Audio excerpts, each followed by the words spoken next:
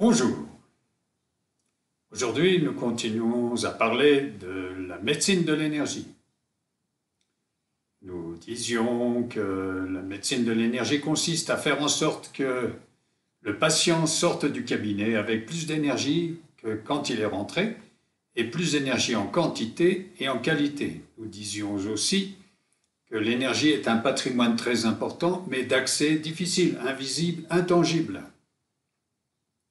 Il faut donc au médecin une formation particulière. Il faut qu'il connaisse la médecine, il faut qu'il connaisse l'énergie. Il faut donc une formation professionnelle de médecin. C'est mon cas, j'ai une formation de médecin, médecine moderne, avec une ouverture sur les médecines alternatives ou complémentaires, en homéopathie, en auriculomédecine, en tant qu'élève direct du docteur Paul Nogier de Lyon. Pas mal d'années d'expérience et de recherche aussi dans ce domaine-là.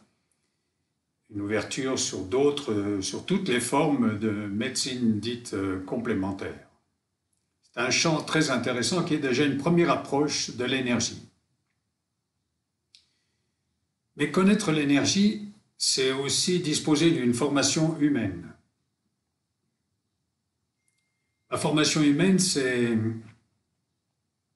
42 ans de pratique de la méditation et du yoga.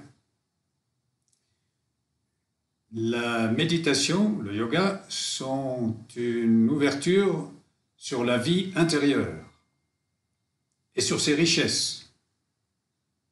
À l'intérieur de nous, nous avons une grande richesse et en particulier une grande énergie. Et la méditation permet de découvrir cette énergie que nous avons en nous. Permet ce contact avec l'énergie et l'apprentissage progressif de l'énergie, donc de sa vision et de sa gestion. Il est possible de bouger son énergie, de la faire progresser, de la faire croître par un travail. Ma formation en vie intérieure, en méditation et en yoga est celle d'un disciple, d'un direct, d'un très grand maître pendant de nombreuses années.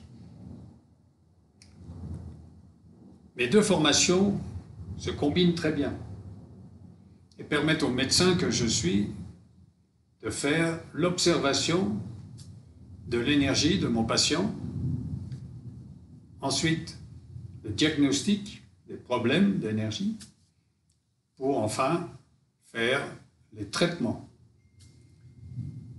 La médecine, c'est observation, diagnostic, traitement. Ça se fait au niveau du corps, comme ça se fait au niveau de l'énergie. Et un professionnel de l'énergie doit donc disposer de deux formations, une formation de médecin et une formation dans le domaine de l'énergie. Avec ces deux formations, on peut non seulement pratiquer cette médecine, mais aussi, et c'est un devoir, on peut enseigner l'énergie. C'est donc ce que je fais au travers de ces vidéos, et nous allons donc envisager dans d'autres vidéos de faire plus ample connaissance avec notre énergie, quantité, qualité, gestion. Donc, à bientôt dans une autre vidéo.